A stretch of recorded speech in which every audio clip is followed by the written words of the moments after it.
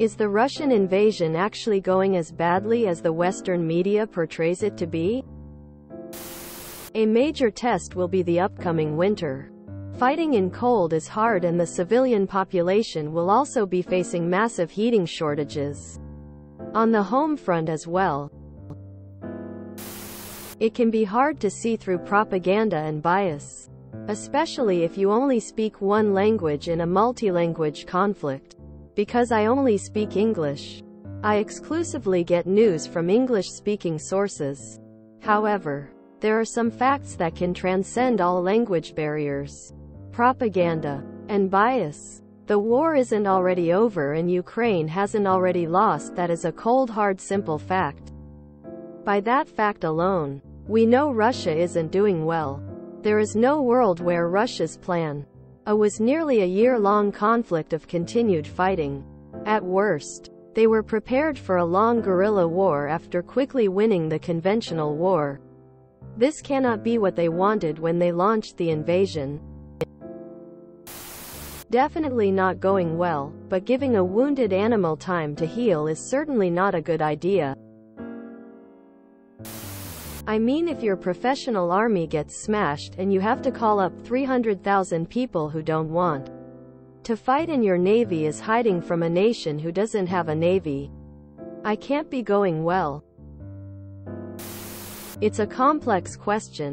On one level, yes, absolutely. Putin planned for a 13-month conflict, and now he's entrenched for the foreseeable future. By definition, this is failure. However, what the Western media generally wants to ignore is the fact that Ukraine will never be able to fight Russia in equal terms, i.e., a ceasefire would put them at a disadvantage, because Putin would just regroup and try again, and they can't exactly capture Moscow or otherwise force Russia into unconditional surrender. Also, the idea that regime change is even possible in Russia is a delusional fantasy. Even if Putin somehow was out of the picture, it's entirely possible that his maniacal imperialistic policies will outlast him. After all, launching a land war for contentious and ideological reasons is as Russian as borscht. So to answer your question, the Western media is far too optimistic, if anything. Although by any reasonable standard Putin is failing spectacularly. TLDR. Western media is far too optimistic, if anything. Although by any reasonable standard Putin is failing spectacularly. The fact that there even is a war almost a year later where Ukraine has at least a decent enough prospect of winning even a white peace is insane, and you would have been laughed out of the room if you said it was possible when this all started. In any war, no matter who's fighting and for what, you can 100% guarantee that the media of each side of the conflict will paint a better picture than reality for their side. It will vary, of course, but the truth will always be somewhere in the middle when it comes reporting successes and failures of the campaign. It's not as bad as the Western media portrays it, no, but it is bad. The superpower Russia is fought to an almost standstill like the Western Front in WW1 by a small country like Ukraine. I am not sure either have the power to win this war in the short term. When your naval vessels are being sunk by your enemy who doesn't have a navy,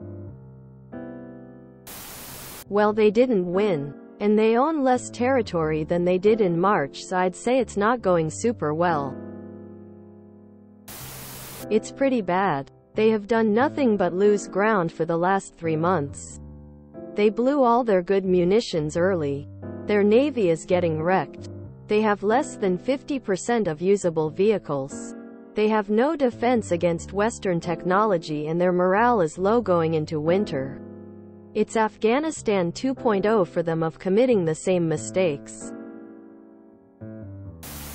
You do the math. They lost crucial conquered territory and are now using mobilization to force young men into battle. There is just no way to spin this in a direction that would make it positive. Even in Russia, So maybe Western media is biased or manipulative. But it looks like this is a quagmire of epic proportions. Since there is no limit to his cruelty, Putin is now betting on winter to work in his favor. If Russia wants any credibility in the future, they should get rid of him.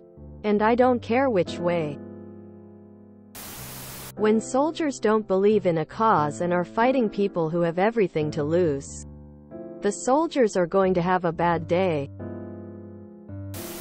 Russia's February military objectives failed miserably in central Ukraine. Unfortunately, the battle was never about Ukraine or Ukrainian sovereignty for NATO and Russia. Yes, 90,000 dead in a war that you started with the upper hand for the first while in a modern war in less than a year is astonishing. Ukraine is crushing them on the battlefield and in their minds. Even if it's not going as bad, it sure as hell isn't great. The expectation was pretty much Nazi invasion of Poland all over again, in terms of just sweeping through. Not only has that not happened, but Ukraine mounted a series of successful counterattacks last I looked. Been out of the loop a minute now. Russian machinery may be ill-maintained. Its combatants may lack motivation and poorly led. But don't underestimate the focus and vicious determination of the Russian Empire building leadership.